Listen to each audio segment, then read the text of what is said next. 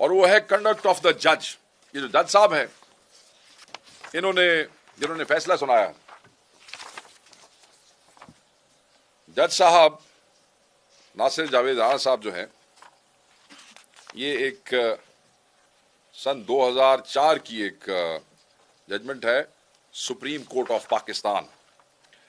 Supreme court of Pakistan جو ہے، انہوں نے جج صاحب کے حوالے سے کچھ کمنٹس جو تھے وہ لکھے تھے. انہوں نے کہا کہ he has a strong tendency of committing any mischief. یہ جج صاحب کے حوالے سے لکھا گیا. And is absolutely unfit for judicial service. His judicial powers are withdrawn. It is directed that another judicial officer be posted in his place. This was a case.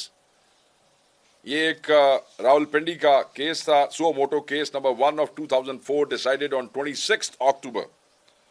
اس میں وہ یہ لکھتے ہیں کہ magistrate in circumstances had deliberately misconducted himself and passed illegal orders handing over a senior lawyer in police custody in an atmosphere and in a manner which had seriously jeopardized the sanctity attached to the court of law and had not observed the legal formalities before passing the remand order.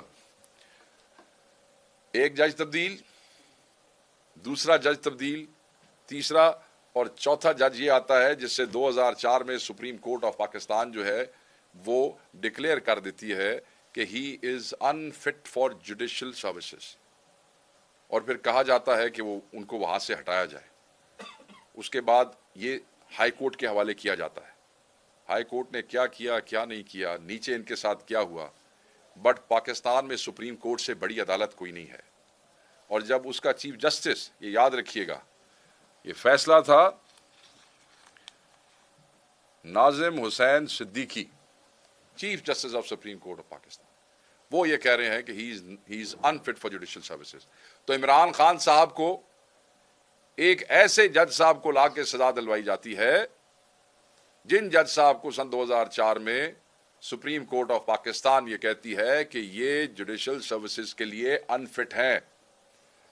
میرے خیال میں کیونکہ جتنے باقی fit ججز تھے اس وقت موجود، یا تو وہ یہ جو فیصلے کروانا چاہتے تھے ان کے کہنے پہ فیصلے لکھنا نہیں چاہتے تھے، اور یا وہ یہ سمجھتے تھے کہ اس کیس میں عمران خان صاحب کو سزا نہیں ہو سکتی ہے، اس لیے ان صاحب کو لایا گیا. بہرحال یہ سب چیزیں جو ہے ہائر کورٹ میں چیلنج ہوں گی.